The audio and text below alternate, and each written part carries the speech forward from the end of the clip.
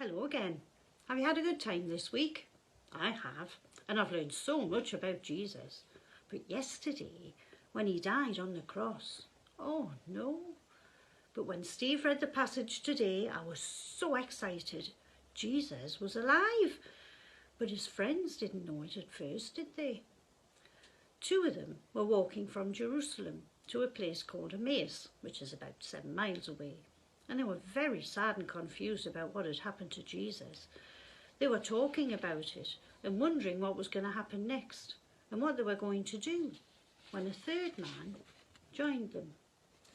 Now we know, because the Bible tells us, that this man was Jesus, but they weren't allowed to recognise it yet. If you remember, Jesus had been telling them that he would come back again, but they didn't really understand that, did they? I mean, I wouldn't either if somebody told me they were going to die, but then they'd come back to see me. It just doesn't happen, does it? Anyway, the man asked them what they were talking about, and they were amazed at his question. One of them, a man called Cleopas, said, "You must be the only one that doesn't know what happened in Jerusalem 3 days ago." So they told him about Jesus on the cross and how they thought he was going to be their king and lead them to victory. But now he was dead. Then they told him about the women finding the tomb empty and how they thought that somebody had stolen his body. But then angels had told them that Jesus was alive. They just didn't understand what was going on. Can you remember how Jesus replied to them? He said, "You are foolish and slow to realise what is true." How rude. But he was right, wasn't he? And he then took them back through the scriptures, pointing out all the times that the prophets had told people about Jesus. If you look in the Old Testament in the Bible, that's what the scriptures are, there are lots of times that things happen that point to Jesus. Lots. When the friend listened to Jesus, they loved what he was saying and were really excited by it, just like they used to be when Jesus taught.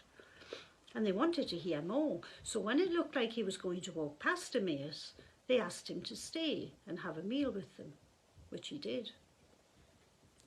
When they sat down for their meal, Jesus broke bread and gave thanks to God for it. Then he gave it to the friends. That was when they were allowed to recognise Jesus. Can you imagine how they felt?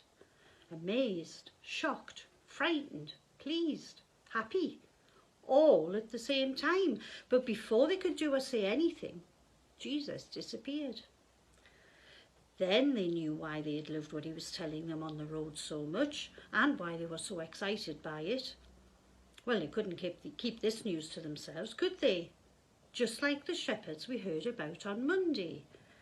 They couldn't wait to tell everyone either, could they? So they rushed back to Jerusalem and found their friends and told them that Jesus was alive. He'd really risen from the dead, and they had seen him and heard him and been amazed and excited by his teaching, as always. And Jesus appeared to them and lots of others after that too, before he went back to be with his Father in heaven. So we know it really happened. Lots of people said so. And he's still there today. That's amazing, isn't it? Everything had happened just as Jesus had said it would. He has rescued us and he has sorted out our sin problem. We can be forgiven for saying no to God because of what Jesus did. We can know God as our friend and king. Imagine having a king for a friend. And one day we'll be able to live with him in heaven forever. Now the good news about Jesus and his rescue plan has spread all over the world, because first the shepherds, then the disciples, then other friends of Jesus and friends of them and more friends have kept on telling people all about it. And that's why we're still telling people about Jesus now, 2,000 years later. 2,000 years. So that everyone can know about Jesus and be saved from being punished for all the wrong things we do. That can't be bad, can it? I hope you've enjoyed your week. I know I have. And I hope we can all be together properly next year. Take care. Bye.